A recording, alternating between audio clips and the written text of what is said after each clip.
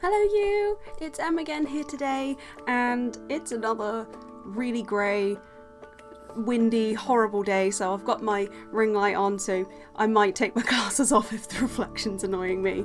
But it's just really dim and dark. I don't know, would the reflection, if I move my head around, annoy you?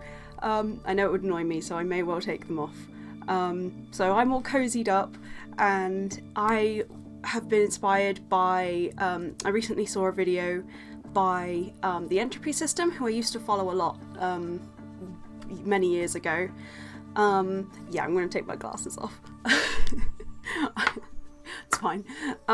Yeah, they were talking about things that they wish they'd known when they were starting to understand themselves as a system, and I wanted to share my thoughts on that. I wanted to jump off from that. I've been on like Reddit and I've seen comments and I've been around the community here and there, so I've got some input from what I've seen other people say, and some from the comments of that video as well, and my own input, my own thoughts. So I thought I wanted to talk to any systems out there, any new systems or any old systems, to sort of validate some things or encourage some things. I don't know, but that's what I want to do. So first of all, for early systems, I think it's, well, okay, I'll talk about what happened for us. So very early on in, I'd say discovery, but it was more trying to process and understand things that were happening. I thought that my headmates were spirits or like ghosts because I didn't have any other way of understanding it. So I thought spirits. And so for me and for us, early days, it was very important for us to feel like individuals.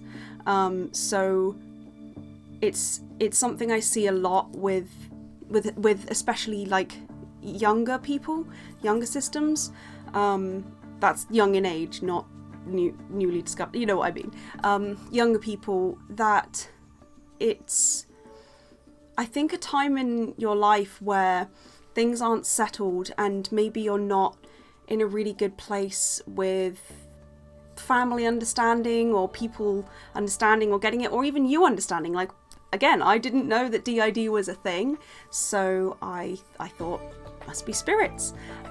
So I think trying to keep everyone separate, because I felt like, you know, I was me and then there were these others, and it was really important, and it felt really painful to us if somebody would call us like one thing. So early days of therapy was pretty difficult because they were referred to as parts and parts of me, and I was like, but they're not me, I'm me. So yes, I can very much relate, and I think that headmates, alters, whatever you want to call them, should very much be respected as individuals and treated as such if that's the way that they wish to be treated. 100%. So I think that if you have a separate identity that wants to have their own identity, that should be respected and that should be discussed as such. And I don't think that that's a bad thing. But what I do think is important to remember, which is something that's taken us time to accept, is that we are one thing. So, for example, we use the word parts because, I mean, probably because our therapist used to use that words, but also because for me, it's helped me understand DID a little bit better for myself. So, the way I see it is that if you're talking about a team, it's one thing. It's like, oh, that's the team, you know. I'm not really very much into sports and stuff, but you'd say that's the team, and you talk about the team and their goals and accomplishments and things like that, but then they are made up of individuals. So the way I see my headspace and DID in general is that there are parts that are separate because they've been made separate by the brain, but the brain, the thing, the person, is one thing. So I think it's really, really important to remember as a system that you are a system, that you are a team, that you are a group working together. You are individuals, but you are also all one thing.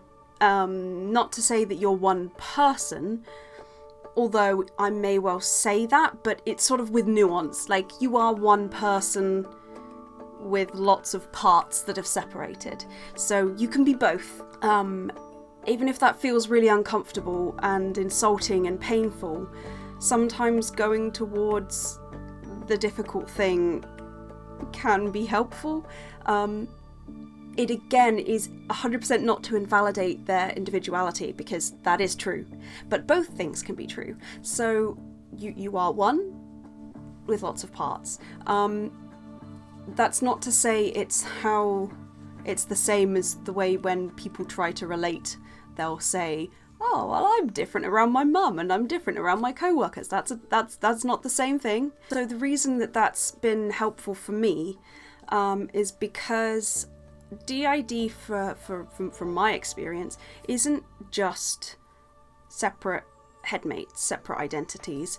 There's more to it. There's, all the other experiences, like obviously dissociation, derealization.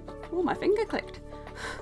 Depersonalization. A lot of feeling not quite right with yourself and the world, but also feeling as though someone or something is separate and is sort of trying to have their identity, but isn't a fully fledged headmate because they don't have opinions on everything.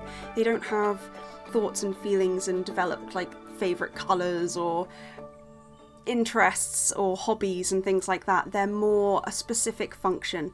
So it might be that you have somebody who only fronts to take care of something. You might have somebody who's a more parental figure who only fronts to do housework or something like that. And that, for me, isn't necessarily always identified to myself as a headmate. It's more of a part. But again, still treated with respect and as their own thing, as their own identity. But that's just me. That's my own exploration, as it will. I'm not set on it, but I think that there's just more to it. I think that obviously DID is very understudied, but there's more than just separate headmates. There's a lot more of a ness going on there. But yes, it's very important to accept that although you are separate, you're also one, and that if you can learn to accept that without it feeling painful, it might help with better collaboration. It might help with better communication between parts.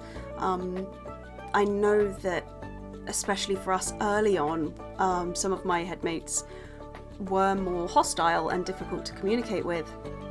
I think because I was in a worse place mentally, with depression and not being in a particularly supportive environment, and being alone and questioning. I think that when you're struggling with your mental health, it's comforting to have individual headmates and them be very separate.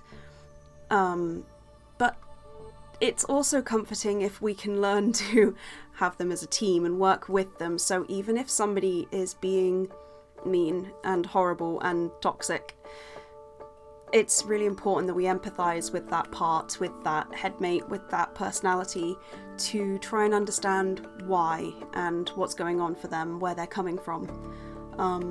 If they're hurting you, it's probably a misguided and misinformed way of trying to help somewhere along the line, even if they don't themselves think so. A lot of parts are, I mean, your brain is typically not trying to sabotage you, so even if a part seems really toxic and cruel and unkind, there might be something more to it, and trying to understand them and go in with an open heart and an open mind and try to understand them can sometimes be really helpful.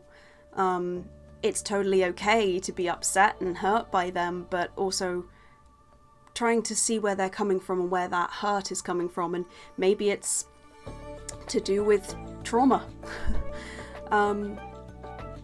Also, if you are able to get therapy and you're in therapy and your therapist, well, okay, yes, you'd be very, very lucky to get a therapist that accepts and acknowledges DID and is working with you with your DID, so that's a very rare case. But if that is the case and you have a therapist who accepts that you have DID and is doing their best to work with you, if they say that you are one and are referring to your headmates as parts, I think the worry and the concern is that they're invalidating you and not seeing all of you as individuals, and that very much can be the case. I'm not here to say that all therapists are great, but there is a possibility that they are encouraging better communication and collaboration rather than encouraging you to have final fusion, because I don't think that any therapist should be encouraging that. If that's something that you want for yourself, that's different, but your therapist shouldn't be encouraging that. The only thing that should really be being supported is collaboration and cooperation, and that can be very challenging. And there are videos out there. I mean, for example, the CTAD clinic, I will link them and their channel because they've been really helpful for me and our journey.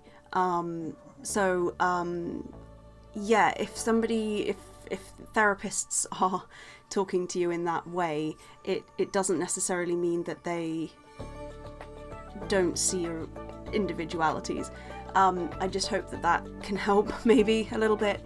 It's very easy to hear somebody say that you're one, or you know, that your headmates are just parts, or your headmates are, you know, bits of you or whatever, and it's really painful. I totally empathize with that, and a lot of my headmates, you know, also feel that very strongly, but we try to hold that feeling and then try to understand what the person's saying. So maybe question them, maybe ask them, like, what do you mean when you say that?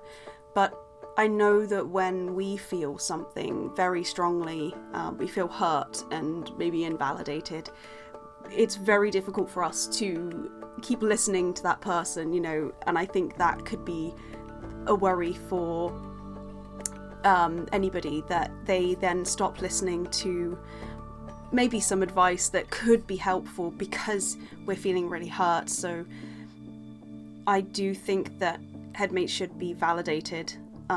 So if you feel as though they're being invalidated, obviously if you feel uncomfortable with a therapist, stop.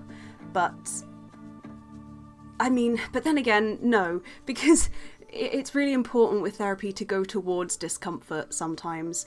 I'm not a therapist, but yes, sometimes it feels really uncomfortable and painful to be called one thing, but it can also be a helpful way of thinking about yourself as a unit, as a team, as a group, that are all working together. So yes, separate, 100% separate, validate that. Truly, they have developed separately from you, and when I say you, I mean the person who's watching right now. If you're a DID system, you're all headmates. So just to say that, you know, it might not even be a therapist, but if somebody's talking to you and they say that, it might be that. Try not to feel too hurt. Although you can then talk about it and explain and say, hey, actually, it really upsets me. Can you use this language instead? And that's totally fair and valid too. Yeah, individual, part of a team. I hope I've got that across. Probably hammered that home way too much. Probably could have made a very short video on that.